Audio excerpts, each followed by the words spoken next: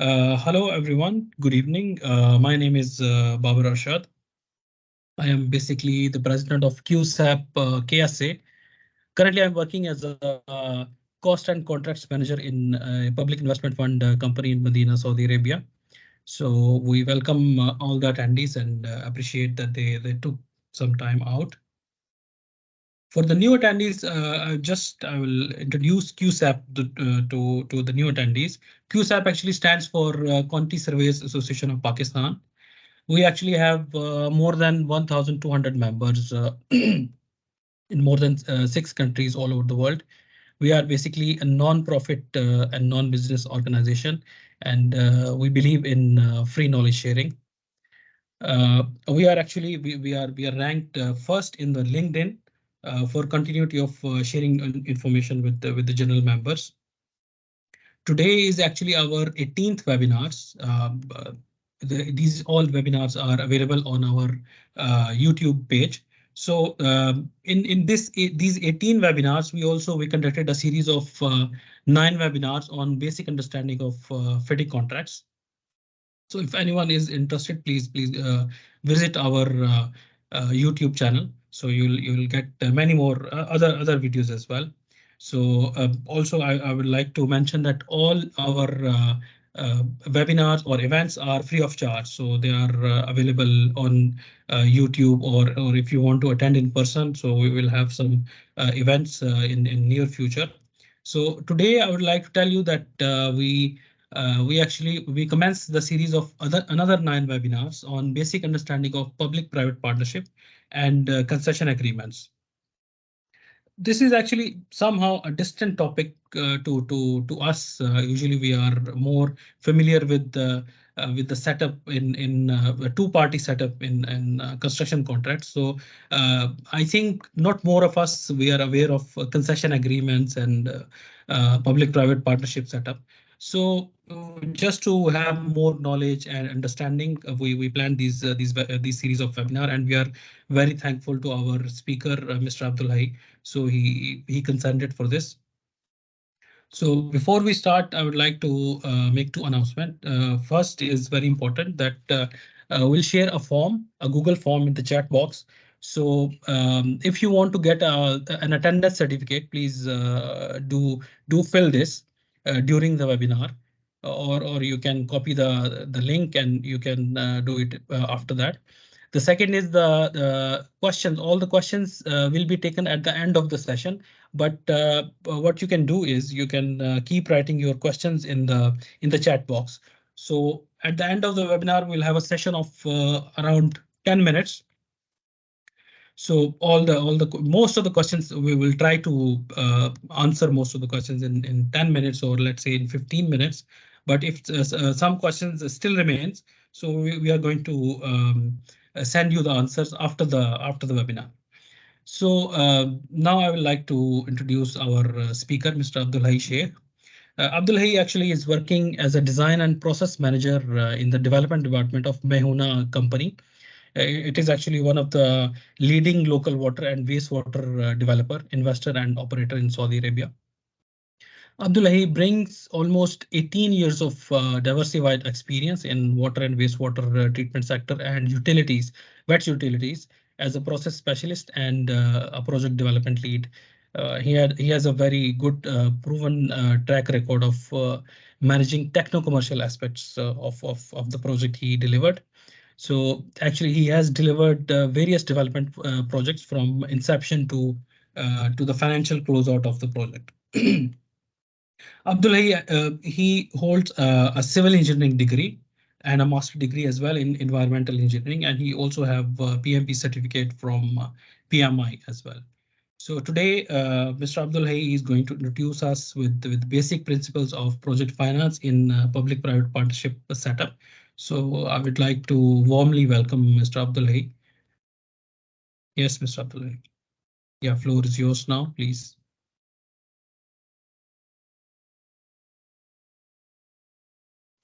Okay, thank you, and good evening, everyone. Firstly, I will like to thank QSAP Forum and the management of QSAP for organizing this incredible webinar series. And secondly, I'm very grateful for the audience for sparing their precious time to attend this meeting and this webinar. You know, the concept of public-private partnership is rapidly being adopted and implemented in various parts of the world. And since this is very important topic, I'm very excited to be here today to talk about the concepts of project finance and how do these work. So today is first webinar of its series where I will be covering various fundamental aspects of project finance. And as you can see from the title, this course is intended to give you the basic understanding that will help you in your professional life, and you will be able to carry forward from here on. Although we will say this is a basic understanding, but I am sure that at the end of our presentations and lectures, this you will consider this as a midterm understanding, not the basic understanding. So this is somewhere between advanced and a very preliminary concept. So how we have done, if you can see, we have divided our course in 3 modules. So module 1 is on air as of now, and module 2 and module 3 will come once we will deliver the module 1. The program has been designed in a way that every module will comprise of 5 webinars, and all these webinars will conduct a certain kind of introduction to various concepts of project finance. So as of now, today, we are delivering lecture number 1. In this lecture number 1, we are going to introduce the various types of the financing option available in the market. Why do sponsors use the project finance? What is the incentive for them to use it? And what are the benefits to the project company? And what are the benefits to the contracting authorities or the clients? What are the typical financing structures? And what is the purpose of a project company that is being formed? And the banks or the lenders, how they look project finance from their perspective, and what are the key bottlenecks. So today's topics will cover all these fundamental concepts. We have lecture number 2 upcoming, and similarly we have lecture number 3 that will discuss about the tender process. We will talk about risks in our upcoming webinars, and also we will discuss about typical project agreements and their common aspects, which are of course different from the FIDIC. So you will find it quite different from the FIDIC, and the nature of the project finance somehow differs from the conventional way of contracting. So let's kick start. So the basic of project finance. What are the typical financing options we have whenever we are going to go for a project? In general, if I talk about, there are 2 very famous financing options, and those financing options can be either corporate financing or project financing. There is another type of financing which is called hybrid financing, which is a combination of both corporate and project finance, but we are not going to talk about that kind of finance because it is rarely used. So the typical financing types would be distinguished in the corporate finance and project finance. So I will give you a bit of explanation. What is a corporate finance and how the project finance differs from the corporate finance? Now assume, okay, let me just use the pointers. Right. So imagine there is a corporate entity, and this corporate entity already has many projects or production lines. And somehow the owners or the sponsors of that corporate entity, they intend to build a new project or a new production line. So what they do in principle, they will inject some amount of money. And that money, if I talk in the terms of the financing, is called equity. So this equity is the amount of money or capital that is being invested by the sponsors. Since this project is a capital intensive project, they might not be able to finance the whole project with their own equity. So what they look for, some third party or lenders or banks for debt, and they want to borrow some capital. and that capital is combined with your own equity to finance the overall new project. But now what happens that lenders, why they should lend to the sponsors, there is a specific, they have to make some lending decision. And that lending decision has to come from some tool that they would be using. So what they look at the balance sheet of the company. And with the balance sheet of the company, the intention is to deliver, is to look at the strength of the company, the stability of the company, and what is the financial position of that company. And once they go with that financial position of the company, uh, then they decide what should be the loan amount that should be given. This is called the credit line. So every company has a certain credit line, and this credit line is dependent primarily on the balance sheet of the company and the earnings that this company is having. And based on that, there is a specific amount being given to that. Imagine, this concept, just like the credit card. Everybody who is having a credit card has a different limit, and that limit is being set by the bank depending on the paycheck that he's receiving at the end of the month from his company. And similar concept goes to the corporate financing. The lenders look at the balance sheet of the entire corporate entity, and then they decide that what should be the credit line for that company and how much amount of money can be sent to that. Now the question, the loan has been given. And if the loan has been given, okay, so the loan has been given to a corporate entity. This is the first thing in the corporate financing. And before they give a loan, most of the lenders, they depend on the overall strength of the balance sheet of the company. And there is one crucial aspect. This money is not for free, and this money has to be returned by any means. And if the corporate is not able to return it back, they have all the rights, not only to encash from this new project, but the lenders, they also have the right to go into their existing projects and extract money from there. So by this way of lending, basically the banks, they get a sole right of getting their money back, not only from the new project, but as well as they have the right to get the money from the old ones, which are already incorporating. And in case if the project goes well, that's fine. And if it doesn't go as well, then these banks, they even can extract the money by selling the assets of that company. So in that case, it's 100% surety given to the lenders that whatever money they are giving will be returned back. So in other terms, we can say that this kind of financing comes with a money back guarantee. So in the financial terms, we normally call it a recourse. And so this is a recourse to the lenders. So that amount of money is given back. So there is no rescue. If the project goes well, that's fine. If it doesn't go well, lenders have to be given their money back, either by selling their entities, either by using the existing project cash flows. So there is no rescue for that. Now, this is somehow a concern for many of the sponsors because lenders get inside their existing projects. So what is happening in principle is that there is another type of financing, which is called project financing.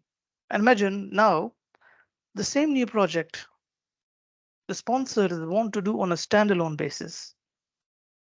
And they don't want to engage their own corporate entity. And they want the banks to come in and finance it.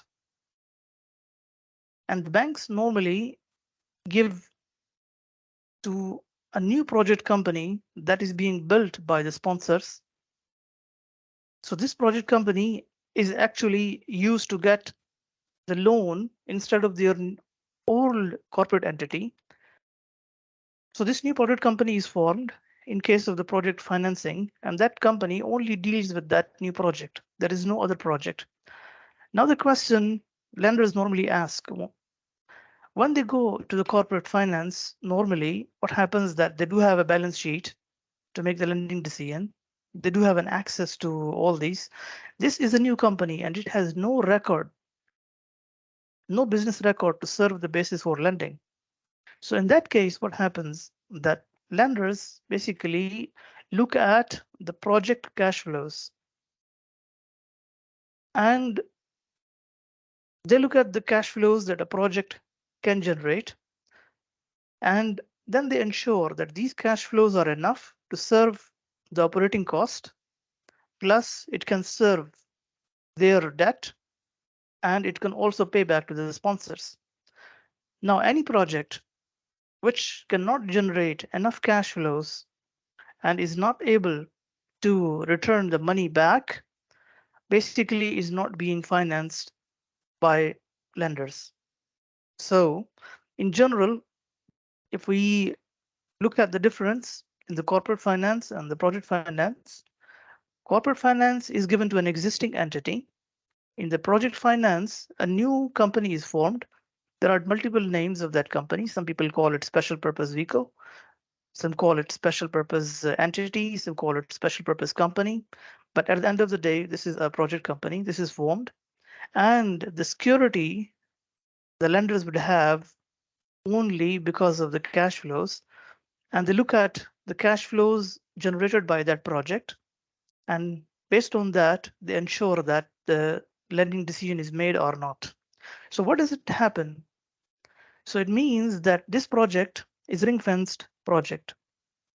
And in case if it fails, the sponsors have no liability to pay this loan back. So this is typically called a non-recourse. In case of corporate financing, this was a recourse. And in case of project financing, this is called non-recourse. And the beauty of that type of financing is that lenders can only retrieve their money from the cash flows of the project. And those assets which are owned by the project company, they have no liability in terms of the existing projects they have. So I hope this will give you a fair understanding. The lenders have to have a high degree of the confidence. It means in case of the project finance that the project can be completed on time, on budget, is capable of operating as designed, and there will be enough cash flow from the project's operation to cover their debt service. So this is a brief difference of corporate financing and project financing. Let's think of corporate financing versus project financing in a different way. So what are the guarantees given to the banks or the lenders in case of the corporate financing? In that case, the whole firm, the whole corporate entity is a guarantee. So whatever assets the borrower has, the lenders, they will have control on that. But in case of the corporate financing, only the assets which are owned by the project company, the control will be on that. This accounting, corporate financing is called an on balance sheet, and in the project financing, this is called an off balance sheet. Now, what is the difference between an on balance sheet and off balance sheet?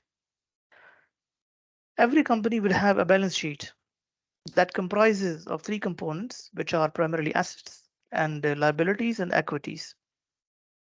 So any loan that has been given to the company by the lenders is by default reflected in the liability section of the balance sheet. So the more loan a company obtains, the balance sheet contains more liability. And because of that liability that is on the company, the financial elasticity of that company is reduced. It means that if they want to get more loans, they can't get it because anybody who is giving them a loan will look at their balance sheet, and if the liability is high, so the risk of returning that money is high.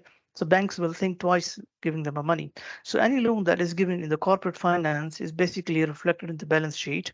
On the contrary, because that project is built as a new company, it has no link. So it means the loan that is given by in the project finance given by the lenders, it does not have any effect on the balance sheet. So the balance sheet does not contain the amount of the loan. So it means their balance sheet remain unchanged. And if they want to take any other loan as a corporate entity, they can take it, and there is no reduction in the credit rating of that company. So this is also called an off balance sheet, which helps most of the corporate entities to keep their credit rating intact. Similarly, the corporate financing, what corporate financing, when it is done, it's mainly dependent on the balance sheet. The more strong the balance sheet is, the better the loan amount they can get. So in the project finance, basically, the core driving element of finance is a cash flow. So the cash flow is the main guarantee that lenders will see while giving any finance. Now, degree of the leverage. What does mean by this degree of leverage? Degree of leverage means is a portion of the finance that lenders give to the bank, lenders give to the sponsors. Imagine if I need $100 million, and in that case, I manage 20% equity and 80% by means of debt. So my leverage is a portion of the money that I'm getting from the banks. So in that case, my leverage is 80%.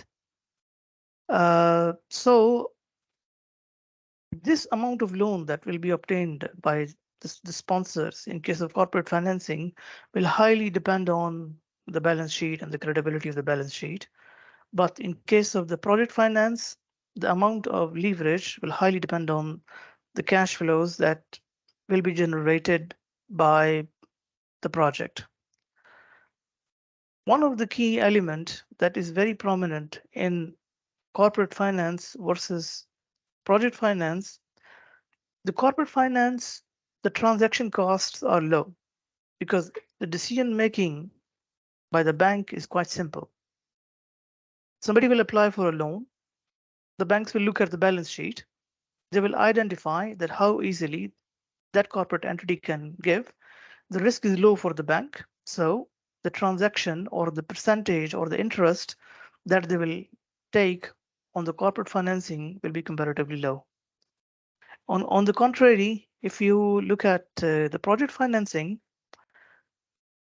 the main source of return to the bank is the cash flow. And this cash flow, if is not created, or if this cash flow does not happen, then the lenders will be at a potential risk of not getting their money back. So they do a lot of due diligence. They hire many consultants. There is an army of consultancies in the project finance to ensure each and every aspect of the project. They look at the risks, and these risks are mitigated and negotiated in such a way that all these risks are transferred. So this needs a lot of cost. Hiring of the consultants, looking at the project contracts, having an arrangement that ensures that they will have enough cash flows, it leads to very high transaction cost. If I give you just a ballpark figure, you can say that the project finance interest rates are typically 2 to 3 times higher than a corporate finance. So the question now comes in that if the corporate finance interest rates are higher, then why to use it? Why don't go with the corporate financing? So this is our second question that we will try to answer. So why project finance is being used by the sponsor? Because you don't need to be sound in your credit. You don't need to be sound in your balance sheet if you are going to make a project. So some sponsor comes with a brilliant idea that can create significant amount of money over the passage of time, but he doesn't have the cash or he doesn't have the strong balance sheet. In that case, he will kill that idea by himself. Thanks to the project finance, in the project finance, because lenders normally don't look at the soundness and the credit worthiness of the sponsors, and rather they look at the cash flows. So the projects often can be placed and they can move ahead. So this is one of the key reason. Okay.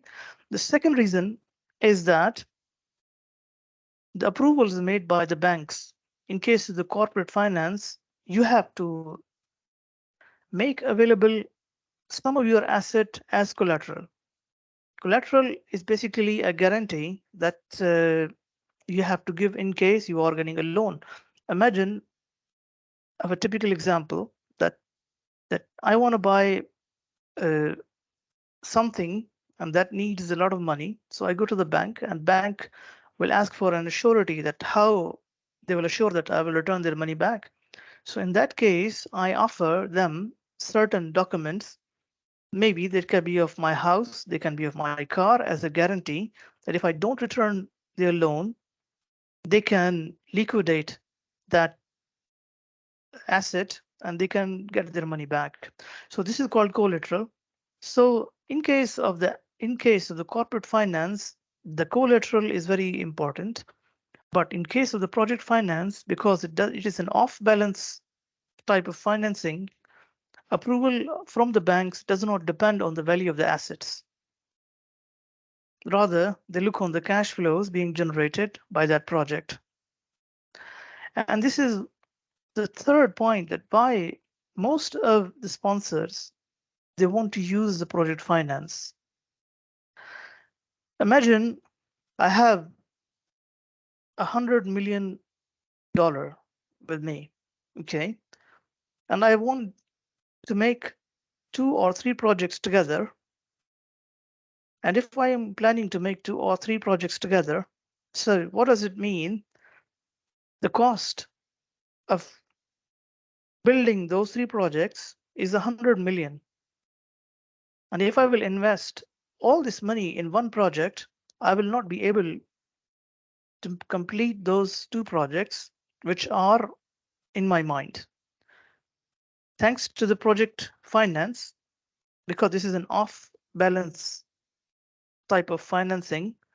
So what happens that you will arrange the corporate instead of the corporate finance, a project finance, and they will deliver 80% of the money and you will have 20% of the money, and that money you will put in that project, and your balance sheet will only show your liability as $20 million. So you still have $80 million, which are being shown as your asset. And whenever you go to finance another project on corporate basis, they will look at the balance sheet. And since the balance sheet does not contain much liability, so it will be very easy for the banks to give the loan to that company for a new project. So what happens that the project finance increases the capacity of the investors overall borrowing. And because of that increase in the borrowing capacity, one investor using the same amount of money he's having can take several projects at one time.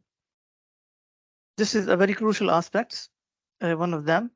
And similarly, the risk is very limited. Imagine if you are going with the corporate finance, if the project fails, so that project is at risk, as well as the other projects are at risk, because the lenders have all the independence to get their money from the other projects.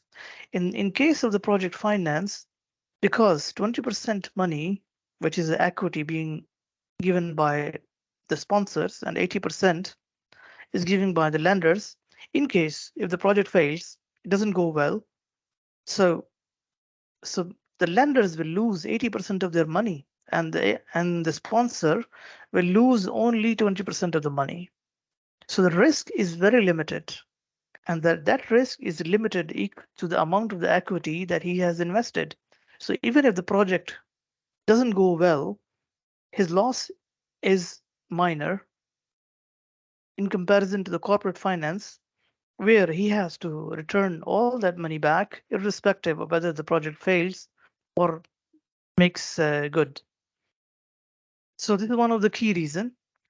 And one more thing, which is very important, and we will see in our next slide, is that the high leverage, which is basically high amount of the lending from the banks, improves the return for an investor. If I'm an investor and I want to get the maximum return, so I would see how I can get maximum return. And the only way in project finance is to have more lending to increase my return. We will go through this example very soon and see lesser I invest in the project finance, the more I get in terms of return on that amount of money. And there is one more thing, the more I get from the bank, the lesser is the cost of the product. So these are key benefits that why the project finance is used. And this is where the sponsors look for project finance. Even the government agencies look for project finance. Okay, the last 2 points, that getting more loans for the same project increases the return for the investor. We will discuss it now. Why do sponsors use project finance? Of course, everybody wants to get the highest return from the investment he's having. So the conclusion as of now, we can draw from this example that the higher the leverage, it means that higher the amount of money that the banks deliver and the lesser the amount of equity sponsors inject, the return on that money is high. So we will go with an example. And the example is very simple, just for the sake of explanation. Imagine we have $1,000, the cost of the project, and we are going with a leverage of 30%. It means that 30% will be given by the bank and 70% will be given by the equity which is being injected by the sponsor. And the revenue for after the investment of $1,000, they are getting 100%. And what bank is doing, because he is delivering $300, he will charge 5% interest on the amount of money that he's giving.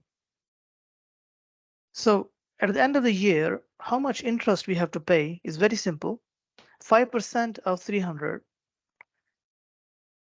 So at the end of the year, the amount of interest that is being paid to the bank is $15. So the rest of the money, which is a revenue of $100 minus 15, will give a profit of $85. And if I take this profit and I divide this profit by the amount of money which I have injected, I will get a return on investment or return on equity of about 12%. Now let's take one more example. And this example is a high leverage. What does it mean in that case? Our assumption is the same, $1,000. Instead of getting 30% leverage, the bank finances most of this cost and with 80% leverage delivers $800, and we as a sponsor just spend $200. Revenue is not changing because the bank is investing more. He would like to have more return. So the return, if I assume 7% return, then what amount I have to pay at the end of the year? It's simple, 7% of 800. So by the end of the year, the amount which is being lended is 800 and the interest which I have to pay is $56 and the revenue is the same. So 100 minus 56 is the actual profit which I'm getting. So if I divide this 44 with 200, my interest rate, my return on equity is increased. So what happens as a sponsor of a project, I will like to work with the lowest possible equity, and I will try to maximize my lending to increase the return on the equity or and get the maximum benefit out of that. So what is the conclusion? That high leverage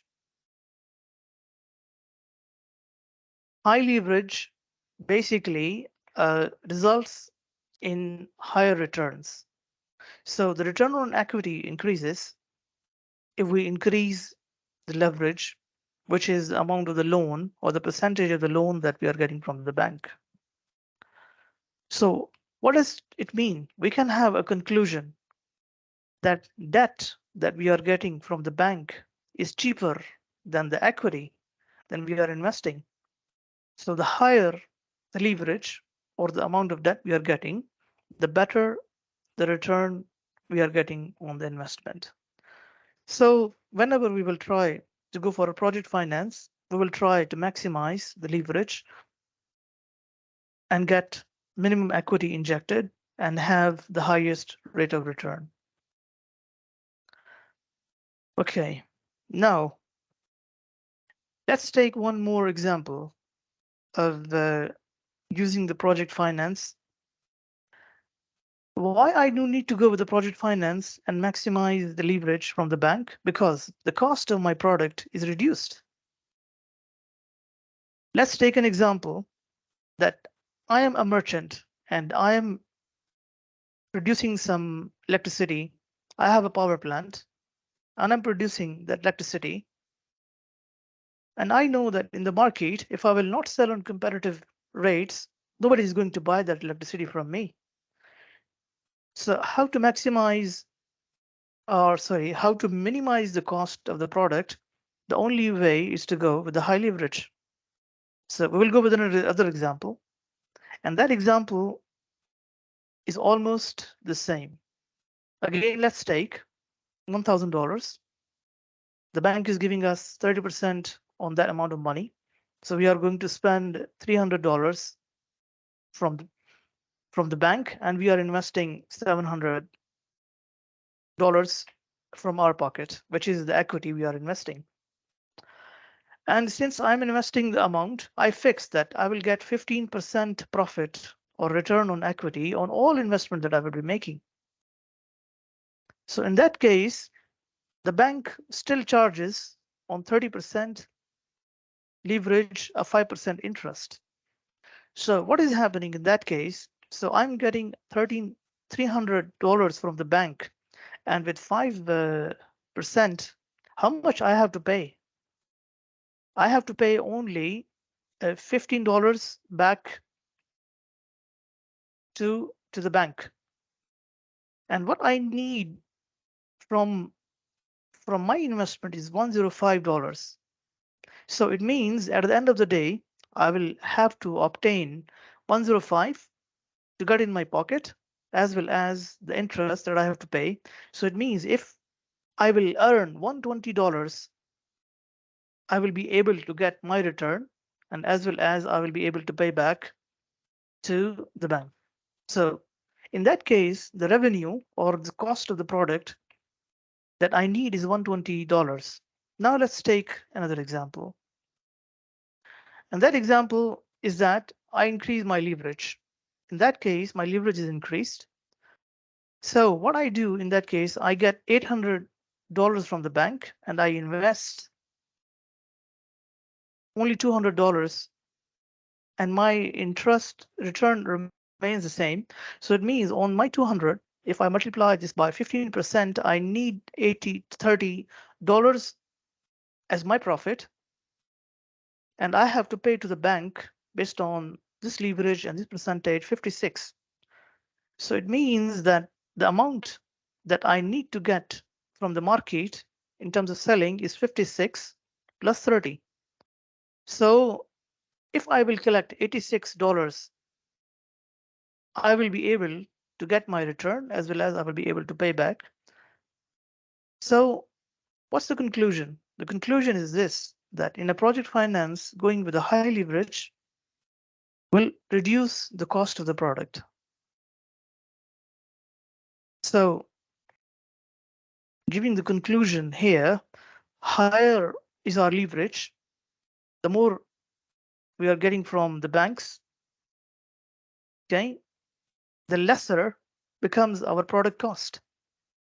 And this is also in the interest of most of the governments, most of the contracting agencies. They want to sell to their community the cheaper products. And these cheaper products are only possible if in the project finance, the sponsor of the project goes with the high leverage. So what are the golden words that we have learned from this example?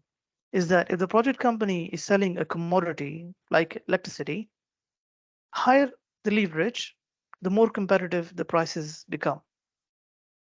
And imagine if for the government agencies, how crucial it is to deliver the products in a lower cost. So sometimes it happens for any project finance contract or any project finance tender, sometimes they specify to the sponsor that you must go with this minimum amount of leverage.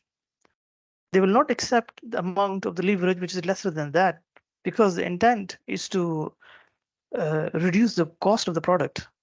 So this is one more example that will clarify that why project finance makes more sense in terms of the return on the equity that we as a sponsor will get, and also it will help clients and the product companies to reduce the cost of their selling.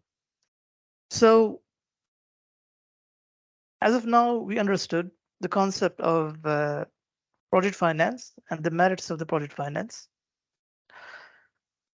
Let's look a bit more in detail about the project finance. One of the aspects of the project finance, they are very long-term projects. Why they are very long-term projects? Because the cost of implementing those projects is very, very high.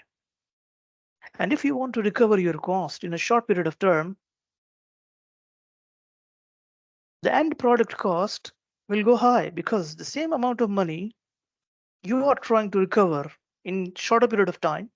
So this will increase the cost of the product that will be charged to the community. So if we stretch that bulk amount or bulk investment, and instead of a shorter span, we recover it in a longer span. So what will happen that the cost of the commodity or the product that we are going to charge will reduce. So it's a long-term deal. This is the first aspect of project finance. So whenever a project is being financed on project finance basis, don't expect these projects to be short-term projects.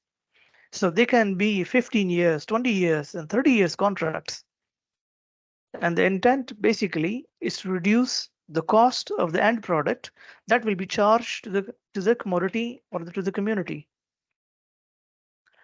Second, which is the also very important topic, which is the unequal partnerships are possible.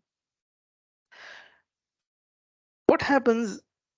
I'm a small investor and there are big opportunities in the market and I don't have the equity. So in that case, if I will go with a high leverage, it means that amount of money that I have to invest as an investor is quite small. And if that amount is quite small, it means this gives me a chance to become a partner in that project because I'm going with a high leverage. And because of that high leverage, the amount of money that I have to inject in the project is quite small. And this is within my expectation. So I would be able to participate in that project. And if there are 2 or 3 partners, so some of them, they are very stronger, some of them, they are weaker, but they bring certain specialization to that company. For example, one EPC contractor wants to make a partnership, but he doesn't have an experience in the operation and maintenance of that contract. So in that case, what will happen? Because that company has a small equity, if he will go with a membership, with that partnership, it will not be possible. But that company has a special knowledge and special skill that can help the project. So thanks to this high leverage, smaller equity is required. And even those companies which has balance sheets which are not very strong, they can work together. So one of the benefit of project finance is many parties can come in, even though they have different balance sheets, but they bring particular skills to that partnership. One more thing is that if I will go with a high leverage, so it means the amount of money which I have to inject as an equity in a project is smaller. So if the amount of money is smaller, why I do need more partners? I need to get the maximum return by myself. But if I will go with a lower leverage, it means the amount of equity which I have to inject is more. And it may not be necessary or it may not be possible for me to invest all of that amount. So in that case, I have to bring more partners so that the high amount of equity can be distributed. So if the leverage is high, the amount of money that I have to invest in it will be smaller. It gives me a chance that I will go with the limited number of partners in that project and I will maximize my equity. And there is one more advantage that the lower the number of partners in a project, the lesser is the complexity of managing the overall project. Having more partners is always a hassle and they bring more complexity. And sometimes it happens that I have the sole idea that brought that project into the picture, but because I am low in my equity and I bring more partners and they are stronger, I may lose the control of the project. So one of the reason having a project finance and a high leverage is to reduce the complexity of the project, get more returns, and to have lesser partners in a project. One key advantage of having a project finance is the transparency, which is very crucial in any project. Why most of the project finance structures are very transparent? Because we have learned earlier that a new project company is formed and this project company will not have any business. So if a company has no business and is working on one project, all of the revenues, all of the cash flows, all of the liabilities, and all of the costs to that project are known, and anybody can have a control on that. So the chances of any corruption are limited, and these projects are more transparent. One of the more reason because the banks they have to give a lot of money to the project and they would not like to lose that money over the period of 20 years. So they bring in a lot of consultants, a lot of parties to look at the various aspects of the project. So there is a consistent eye looking on these contracts, on these projects for a long period of time. So this independent due diligence that is exercised by lenders, this ensures that the project remain transparent and the risks are transferred to those companies who can best manage it. So these are some of the key advantages of the project finance. So we have discussed all this from the perspective of the sponsor. And everything starts with what should I get out of these project finance deals? Let's look from the perspective of the off-taker. So if there is a client, which can be a government agency, which can be contracting agency, what benefit they would have if they will go with a project finance deal? We have already explained earlier that if the contracting authorities wishes to pay the lowest price for the product, that contracting authority must need to go with a high level of debt. And this example that we have done will help to ensure that high level of debt creates lower price. So this is one of the reasons for the contracting agencies with the project finance deals, typically they are able to secure the lowest product for their community. Another thing is additional investment. Every government typically has funding constraints. And because of those funding constraints are very prominent in the developing countries or third world countries, they are not able to deliver many projects in a shorter period of time because of the lack of money they have.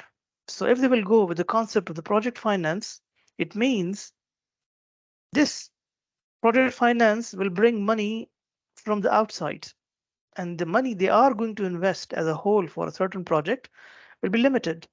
So this gives them a chance to contain more projects in the country and also uh, bring in an additional investment, because most of the investments of the banks which are coming to the developing countries are from outside.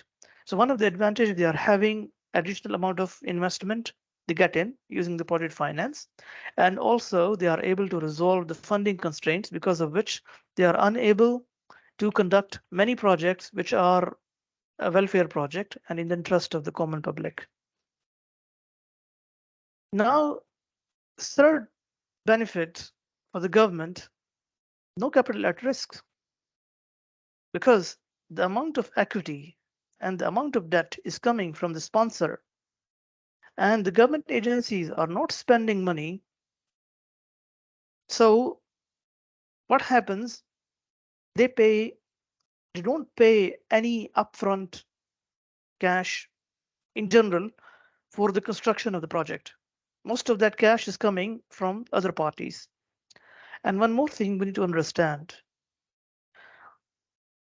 public sector is very notorious for mismanagement and cost overruns.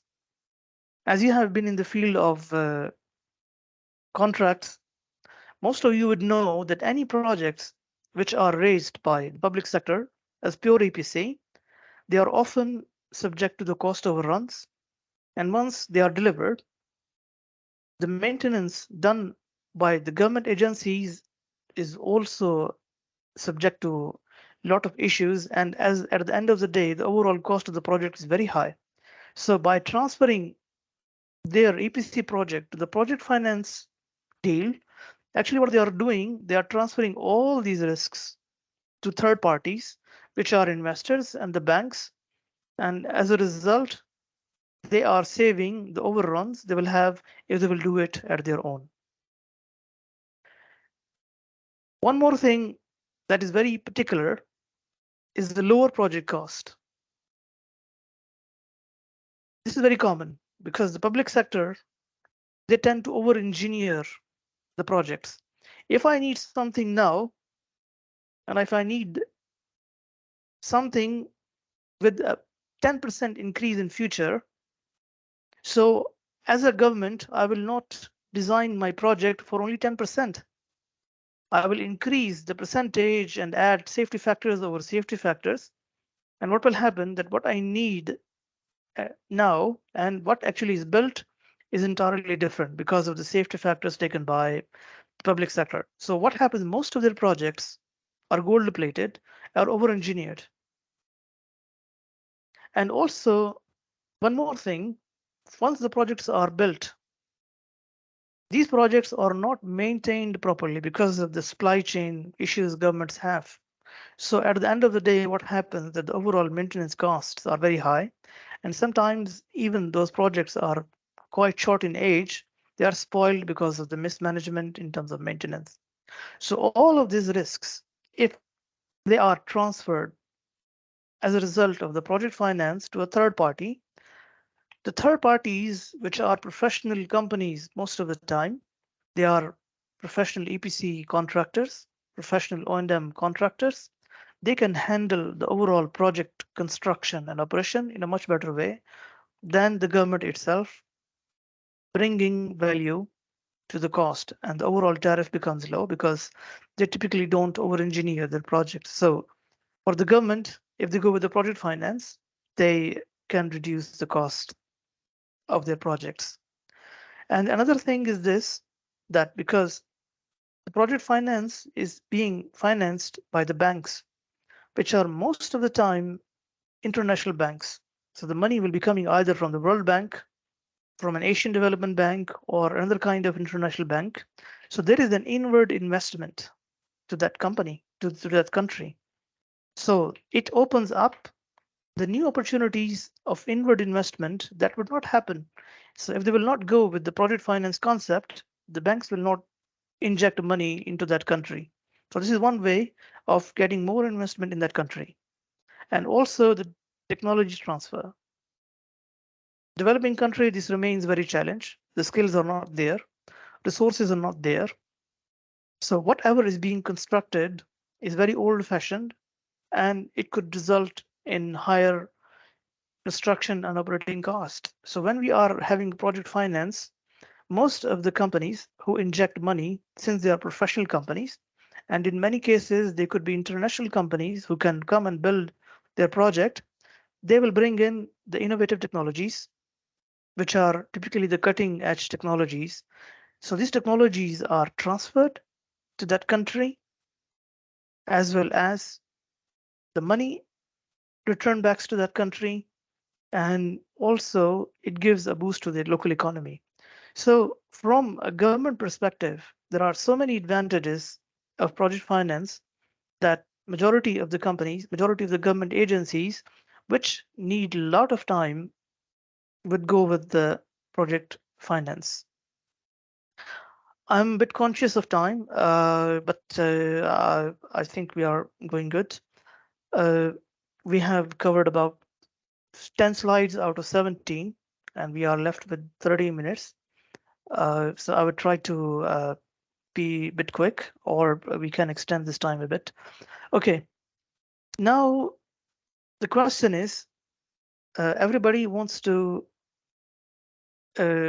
be likely, so everybody would like to go with the project finance deal. So everybody could be looking for being a sponsor. So now the question is that in a project finance deal, who could be the sponsor? Every company or every investor who's coming in will have a different objective. It will have a different criteria. So let's talk about the public sponsor, which is a government entity. Why should a government entity become a sponsor? One of the reasons becoming a sponsor, they will share some portion of the equity. And because they share some portion of the equity, and that equity is giving some return, this will reduce the overall cost for that contracting company, contracting agency, or government agency. And if they will be an equity partner, it means they are part of the decision making, and they can have more transparent insight of the financial performance. Here we should stop for a moment and ask one question. How come the same contracting authority be a client? And how come at the same time this government agency be a partner for a project? So this is an area, because if the project does not perform well, it will go to the penalties, and there will be liquidated damages to be paid. So if government is party to it, how they will ensure that such decisions are taken independently? So in that case, there are a bit of conflicts, but public sponsors being the sponsor of a project are also very common in the world. And there have been cases where for many infrastructure projects, government becomes a party itself and becomes an equity investor in a project. Now, for the banks, which are the financial investor, it's very clear. They want to invest capital in high profit deals. So because most of these projects are high risk project where most of the money is injected by the banks, so definitely the banks will like to have more return for their investments. So their intention to become a sponsor in a project is to invest the capital and get high profit deals. What about contractors? So the contractor's aim to become a sponsor is to develop their business. One thing that we need to understand here, the project finance, you don't need to run a competitive process. of EPC.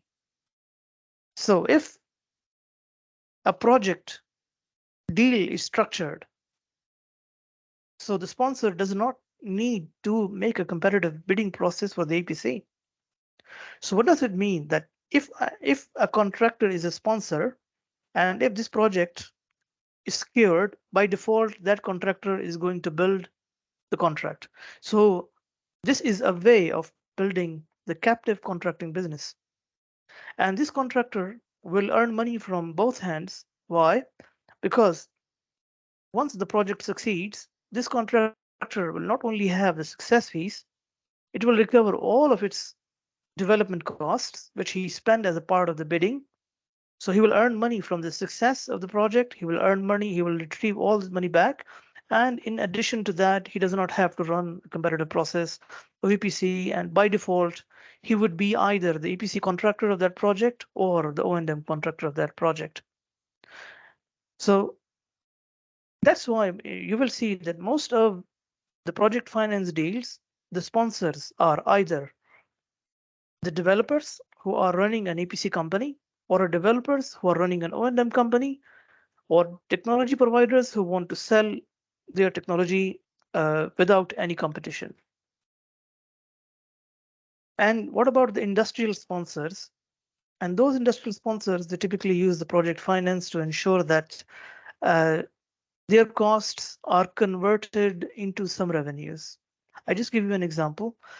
In a refinery process, when they are making products, there are some residues and the byproducts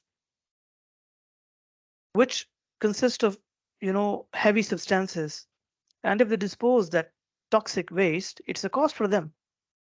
So what they do, they build instead a cogeneration plant to create energy and power and steam out of that, so that their disposal costs are reduced and they get profits out of that waste amount. So they also go with the project finance to maximize their profits and to reduce their costs. So most of the time, these are the industrial sponsors. Contractors could be sponsors, public sponsors, and the financial investors. Now, we will talk about what could be the potential structure of project finance. How is the contractual structure? For this, we will divide the overall project structure in some components or some industrial type of projects. Okay, first category that can go into the project finance is a process plant. What does mean by a process plant? There is some input at one end, and that input is transformed into a refined output and is being sold. What could be those examples? Like a thermal power plant. So the output is electricity, and the input could be gas or fuel or a coal that could be used to create electricity. Similarly, in for example, in many developing countries, they are lacking some energy resources. So what they do, they buy the liquid natural gas, LNG, transported from ships to that country, and then they convert this liquid natural gas into gas form and they deliver it to the pipelines. Similarly, there are treatment plants, they receive untreated water and then they make the potable water. There are domestic sewage plants, they take the domestic sewage and then convert all this into treated effluent. So what all these reflect? Some input and some output. And this output will be generating the cash. So the output has to be purchased by the contracting agency. And this output normally is called an offtake. So in order to buy the output product, so the guy who is buying the output or is called offtaker. And the output which is being purchased must be bundled through a substantial contract. And this contract is called an offtake contract. One of the example, if I'm having a power plant, so My output is power, so I will make a power purchase agreement with the company to ensure that they are being paid and we get the required output. So what is the typical contractual structure in that case? See, so as we learned that the core of a project finance is a project company. So once that company is built by the investors who inject the equity and the lenders who inject the debt, then this project company makes several contracts. The first contract that is being made is an agreement of purchase between an off-taker. This could be a government client. So why? Because lenders want to ensure that their money is returned back. So they would ensure that there is some kind of deal between the client and the product company to ensure that the product is taken and the money is given so that it goes back to the bank. This company has to run, so it might need an operating license. So there is a contract, operating license. So this company has to build the project. So this will make an EPC contract with a construction contractor. It has to run for 25 years or 30 years, so it has to make an O&M contract. It might need the fuel in case of power plant, so it might have to make a contract. Now you would see one thing, everything is bound by a contract. Why? Because lenders don't want to take any risk. They want to ensure that before a deal is structured, everything is on board. There is an EPC contractor available who is going to build it. There is an O&M contractor available who is going to operate the plant. There is a client who is ready to buy, so that they ensure before a deal is structured that every contract is in place to reduce the risk of cash flow and ensure that they receive all of this money. Now, lenders mostly have one more risk. What if this product purchaser is unable to pay? So if they are unable to pay, it means there's no cash flow and there is no interest being paid to that lender. So in that case, they are looking for sovereign guarantees. And these guarantees come from a regulatory authority or a Ministry of Finance. So Ministry of Finance typically guarantees that if the other government agency is not able to pay, then Ministry of Finance will pay the lender on behalf of that project company, on behalf of that product producer. So this is an area that is also being observed by lenders. And also at the same time, the product company gives many securities to the lenders because lenders spend most of the money and they are most at risk. So their interest is to make each and every risk reduced. So they make a lot of securities with the product company, which gives the lenders many rights. For example, one of the security the lenders would have whenever there is a payment coming from the off-taker, after the operating costs are deducted, the rest of the money should go to the lenders so that they can deduct their money. Any money left should be then distributed to the sponsor. Similarly, if the project goes unwell, then they need to interrupt and jump in and to rectify the situation. So one of the security is that they make a direct agreement that in case if there are issues, they would step in and they will resolve the issue, and they can even terminate that project company and bring in the new project company to ensure that their cash flows are being paid on a regular basis. So there are many securities. As we will forward in other modules, we will find out that what are the securities. So this is a typical structure, which is very common. So in essence, a product company is formed, and this product company makes many contracts which are mandatory. And even before a deal is structured, these contracts must be placed. And lenders must always ensure that all the money is being received on time. Now, let's take another example, which is not a process industry, this is basically an infrastructure project. Okay, there are many types of the projects. Let's say we build a road or a bridge or a tunnel or a port or a railway. So these projects, so the finance is coming from the banks and the equity providers. So they construct it and then they get paid by the users for its use. So these are basically the tolls. So revenue in those kind of projects is being derived from the tolls that they get. These are typically called user charges. So the insurance of money or the cash flow is being taken from the tolls of that road. Now there could be some cases. There is another model which is called PFI model. In that PFI model, government would intend to build schools and hospitals and government offices, and they might not have any source of cash flow because they are not public listed payers. So what happens in that case? The government makes a contract with them. Okay, build that project, and once they will build that project, the contracting agency, which can be a government agency, will pay them on regular basis a fee, which is called a service fee. So, and this makes a source of cash flow for the lenders. So that's why it becomes a project finance deal.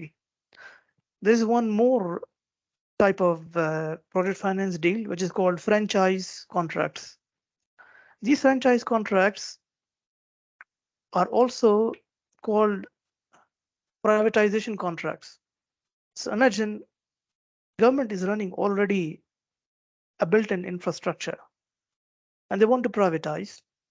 So what happens? Some third party comes in and they pay all the money to buy that asset upfront fees, and they secure that money with the project finance, and then they run the whole cycle to get their money back throughout the terms of the contract.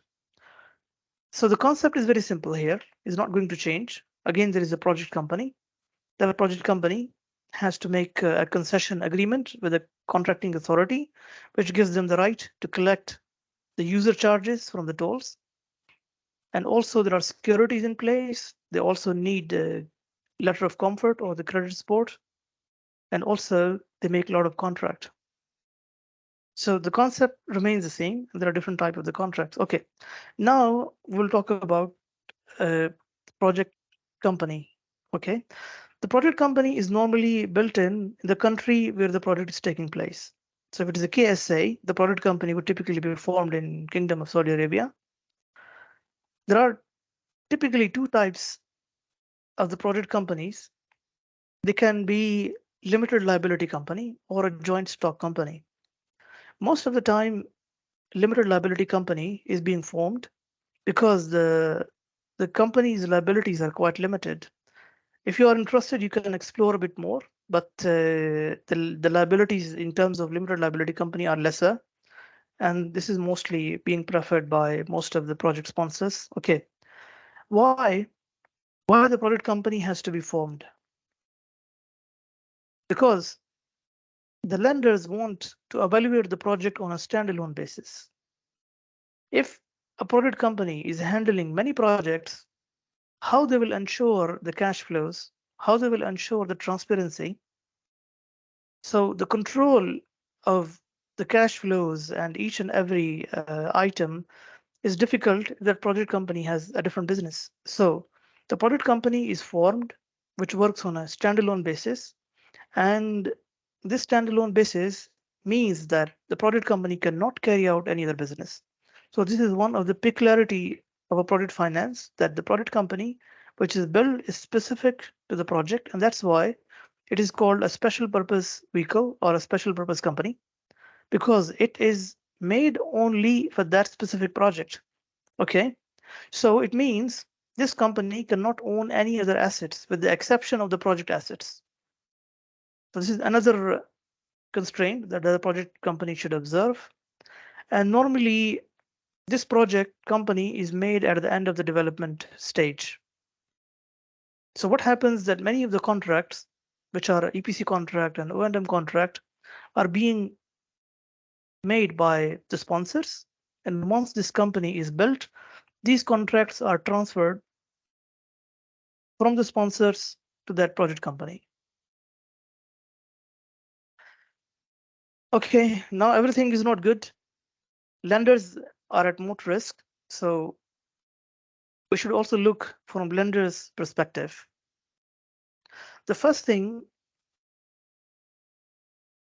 the lenders will look while ensuring any loan to the project company is the experience of the sponsor. So even though the idea is good, but it does not have the credible sponsors, no money will be given by the lenders because they don't want to spoil their money. So one of the things that they seek whenever somebody asks for lending is the experience of the sponsor in that typical industry. Second thing, because their money is at stake. And if it goes off, it goes off. They will lose all of their money. And most of the money is lost because of the risks which were not identified, and those risks were not compensated, mitigated, or transferred. So before issuing the loan, lenders make a lot of due diligence to ensure that all these risks are distributed. And they ensure that these risks are distributed and there is a minimum volatility of cash. So wherever they find out that risks are not mitigated and they have not been transferred properly, there is a high likelihood that lenders will not give any money. And this is called bankability. You know, when we talk about bankability, and some projects we say are bankable, and some of them we say they are not bankable, it means that lenders cannot find enough from that idea. And what are those factors of lenders for making a product bankable or not bankable is all these which we are going to present. Okay, experience in the industry, the risks have been distributed. Although the financial capacity of the lenders, financial capacity of the sponsors is not a matter in a product finance, but at least the lenders will look at that whether this sponsor is financially stable or not. Because if the project runs into difficulty, the lenders will come at later stage. So the sponsor has to sort out the issues and he has to spend some money immediately. So they look at the financial ability, although this is not an obligation to support the project. One more thing which is very much crucial, lenders look a reasonable amount of equity invested. Because lenders will see if the sponsors are going with very low amount of equity, it means they can run away anytime. And if they can run away anytime, so it will be an issue for lender. So although we have discussed many things that there should be a high leverage, which will help out, but lenders will have limitations in terms of giving beyond certain limitation the amount of debt, because they want to ensure that there is also some money being injected by the sponsors and it remains intact. Because if the money of the sponsor is there is a high likelihood the project will be successful. And also they will look one more thing, that are sponsors making reasonable return or not. Imagine if some sponsor comes in and he invests in the project with a very low return. So what will happen after some years? He would not be able to get the amount of return that he needs and he will run away. So the lenders, when they are lending, they also look at the return which a sponsor is making. So a reasonable return is also required. And also an arm's length contract. We have learned one thing here, that because this is a non-competitive process, once the project is secured, the sponsors can give their subcontracts to the EPC companies or their own O&M contractors. Now, again, this is a conflict. The conflict is that this is the same conflict which the government will have with the sponsors if they are the sponsored by themselves. And the similar conflict is that what if those sponsors have their own EPC companies, and how they will penalize them in case if they're not performing. So they ensure as well that whatever are the contracts made, they are arm's length contract. An arm's length contract mean they have nothing to do with the existing entity. Okay, so lenders do not give money easily, and they look at many aspects, and these are some of aspects we have discussed so far. Okay, now everything is not good. There are few limitations of project finance. One of the key limitation is this statement: lenders are always priority. So what does it mean? That if there are cash flows, whether they fluctuate or they don't fluctuate or they are stable, whenever there is a payment made, this payment will be split into the operating costs. And after deducting the operating cost, whatever is left, first it will go to the lenders. And then whatever is left, then it will be returning to the sponsors. So lenders are always priority. This is one thing for sure.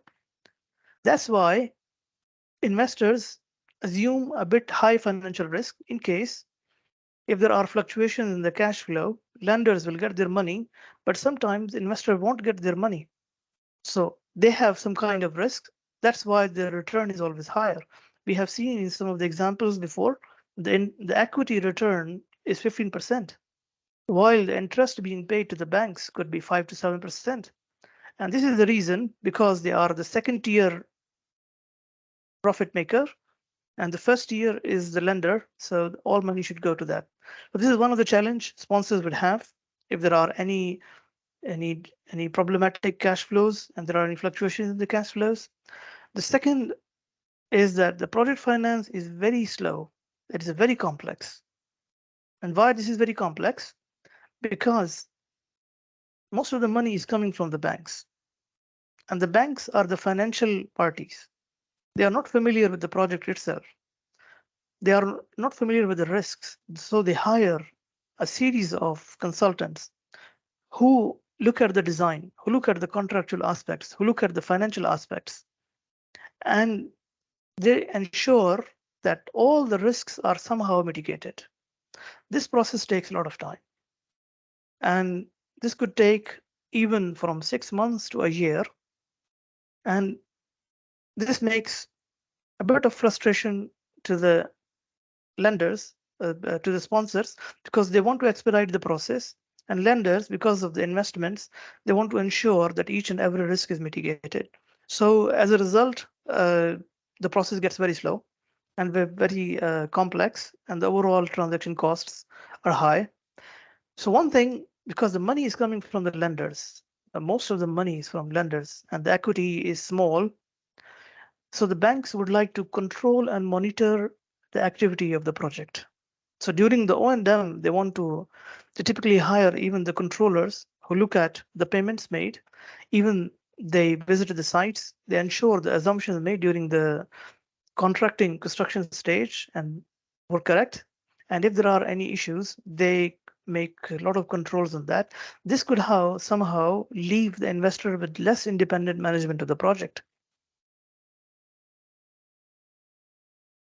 And the final thing, because there are a series of consultants involved, there are many due diligence exercises.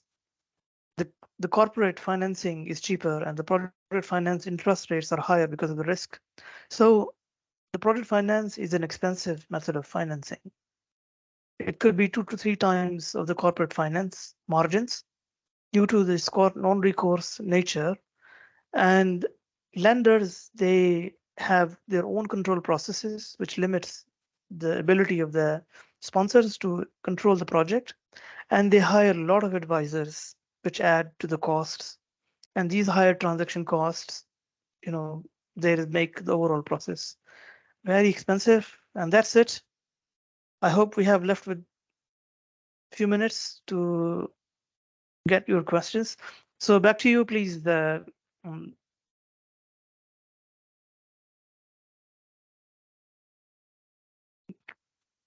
Thank you very much, Dabak. Mr. Yeah. Abdullahi. Really excellent. It was an excellent session. For me personally, also almost 98% of the information is new. Yes, we have some questions. I'll just take them one by one. So the first question we received was from Mr. Liaquat Kamran. His question is, what is the status or role of sponsor entity in case of project financing? Yeah, so their role is to steer the process. Banks are going to lend the amount of money, but who will direct the process? So they are basically the AD to run the transaction. So they have an idea. So they are the ones who are approaching to the bank. They are the one who are organizing the consultants. They are the one who are providing all information to the satisfaction of the lenders. They are the ones who are making contracts on behalf of lenders. So the banks are primarily only a lending authority. However, the sponsors are basically the steering people or the steering organizations. This question will be dealt in more detail in our upcoming webinar number 2, where we will say what are the roles of the sponsors. And in those roles, you will clearly see that their role is to steer the process. I hope this will clarify.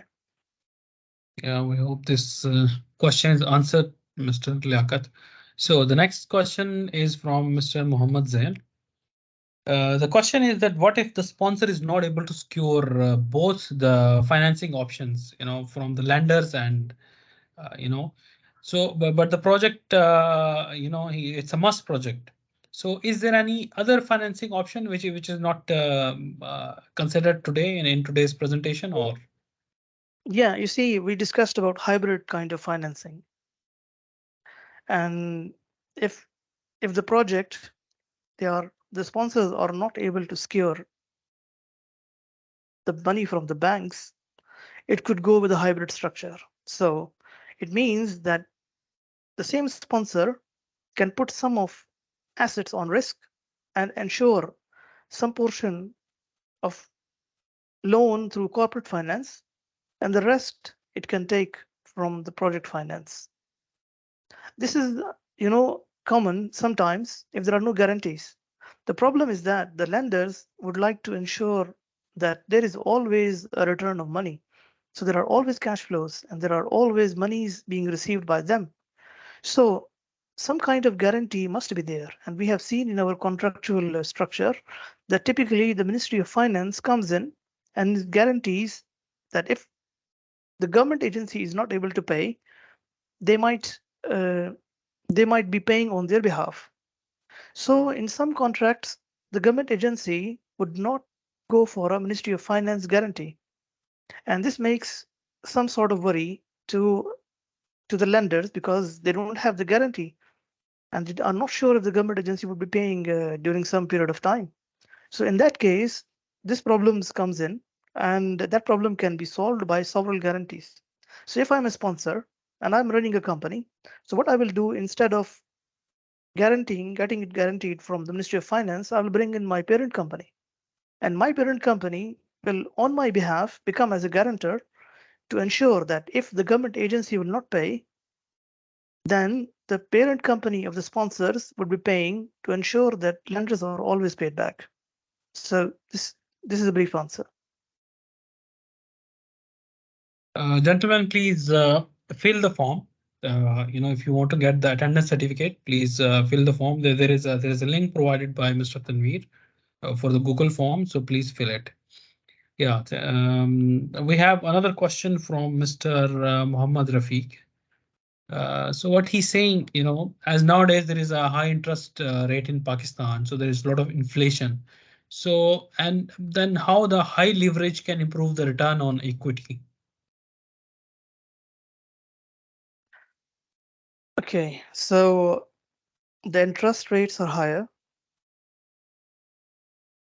No, but the corporate, this is different from the corporate type of financing, because the high interest rates, which are being observed now, about 21% or 22%, are mainly related to the corporate finance. So this question relates more to the corporate finance. So this 21% will be paid by the corporate company to the banks or the loan being taken at that rate. So this does not fit into the project finance structure. What they do have normally, I will tell you now one thing. The overall interest being paid to the lender is not one fixed amount. There is a term called LIBOR. This LIBOR is London Interchange Bank interest rate. In KSA, we call it SIBOR. This is Saudi Arabian interest rate. And this interest rate fluctuates. Like we are observing in Pakistan, the interest rate have gone high from 21%, from even 15% to 21%, which are going to decline now. So what happens that banks come in and say, okay, they don't have a control on the interest rate because they are being managed by the central government bank. So what they put a margin over that. So they fix their margin. They will say that whatever is the interest rate, they will take 200 bips over that, which is basis points. 100 basis point is 1%. So in that case, they fix it. So their margin is fixed, and the interest rate is not fixed. So whatever is being paid is a margin plus the interest rate, which can be fluctuating. In upcoming lectures, we will discuss about hedging, because hedging is a concept to control the overall variation in the interest rate, and this will be discussed at a later stage. But as of now, the banks, they typically fix their margins. Plus, the interest rate is a floating interest rate, which is changing. So they are not concerned about that floating changes in the interest rate. They are concerned with the margins. So if today is 21% and they are having 200 bips, so it means they will be paid 23% now. And after some time, if it is reduced to 15%, their margin still remains 200 bips. So they will be paid 17%. So they have fixed their margin, but they have no control over the interest rate. But sometimes they require a kind of hedging, which we will discuss in our upcoming lectures. Thank you, Mr. Abdul Hai. Next question is from Mr. Ali. The question is, what about capital amount and leverage, which is to be returned to the bank? No, normally what happens, there is a payment mechanism. This payment mechanism contains some fixed payments and some variable payments. So those fixed payments include debt service. This debt service means that whenever a payment, a cash flow is received, that has to go back and a part of debt service. So some principal amount, some percentage of the principal amount is being returned back, plus the interest is also being paid back. So these are uniform payments that are being paid in terms of to serve the debt service. And they are equal payments in terms of the principal amount. So principal amount is paid on gradual basis, as well as the interest is also paid until a year comes when there is no interest and there is no principal amount.